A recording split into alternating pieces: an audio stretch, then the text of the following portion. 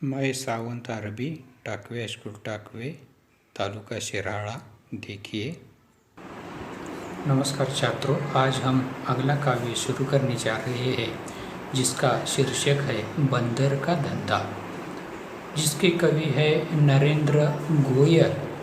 गोयल जी ने प्रस्तुत काव्य के माध्यम से वन्य प्राणियों के माध्यम से जड़ी बूटियों के लाभों के बारे में बताया है।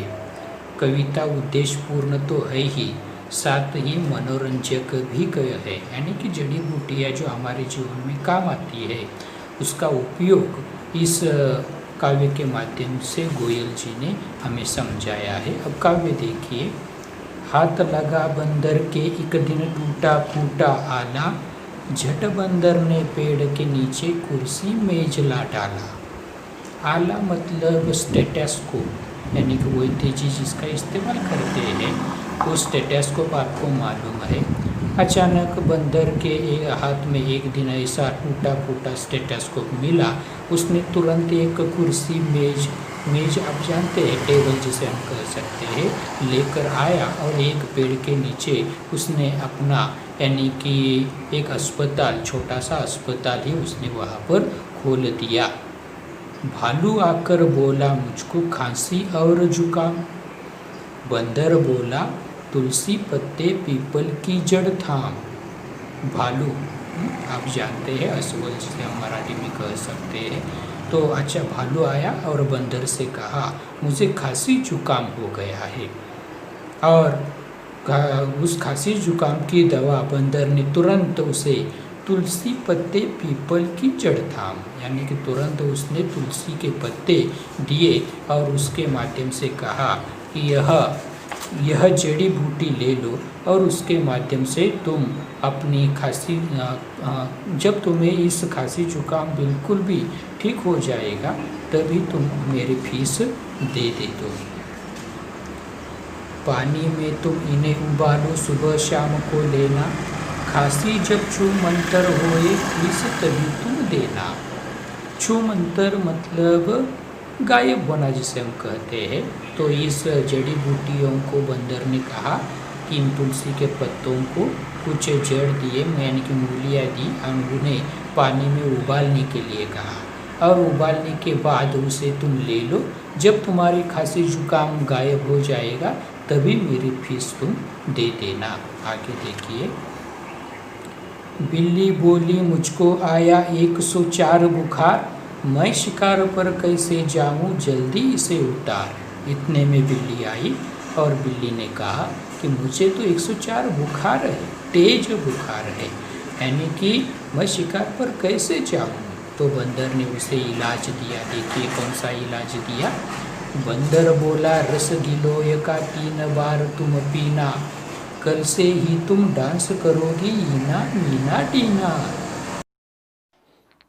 मतलब देखिए, बंदर ने रस गिलोय का मतलब एक जड़ी बूटी के माध्यम से बनाया गया रस जो इलाज के तौर से उसने उसे दे दिया, और वो रस पीते ही मानो उसे कहा कि कल से ही तुम डांस करने लगोगी, मतलब बड़ी स्वस्थ बन जाओगी, ठीक बन जाओगी।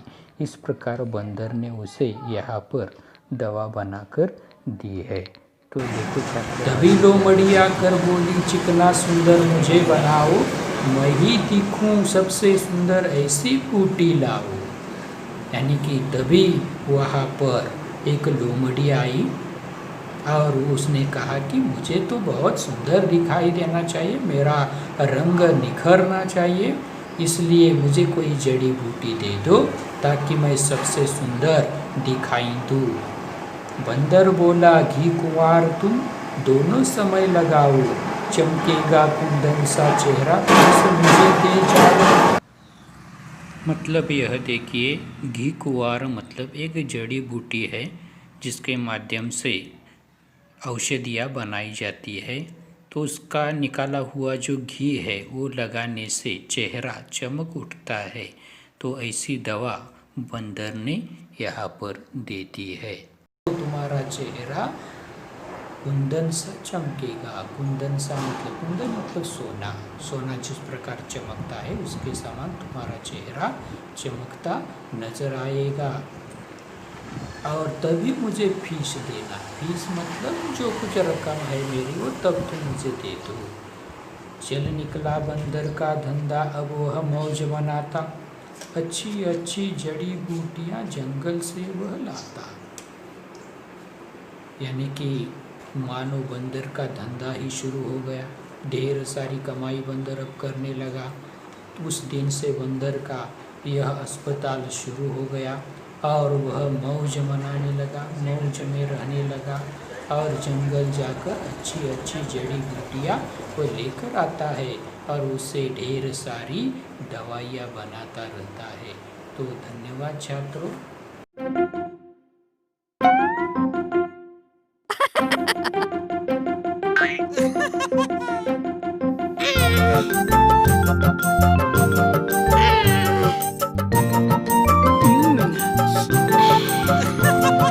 बंदर मामा को मिला केले का गुच्छा।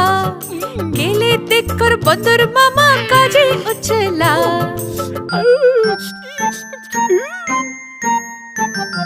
झट से केले छीले बंदर मामा ने। छिलके यहाँ वहाँ, वहाँ यहाँ वहाँ फेंके। बढ़ने वाले मुंह में घुसाए। खुली मुंह से केले चबाए।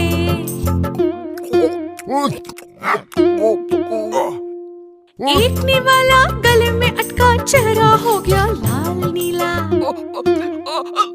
बचाओ बचाओ। भालू भैया ने बंदर मामा को दी थपकी, पानी पिलाया और सलाह दी। मुंह में खाना कभी ना ठूसना, छोटे निवाले लेना, बंद मुंह से चबाना। मुंह में खाना कभी ना ठूसना, छोटे निवाले लेना, बंद मुंह से चबाना।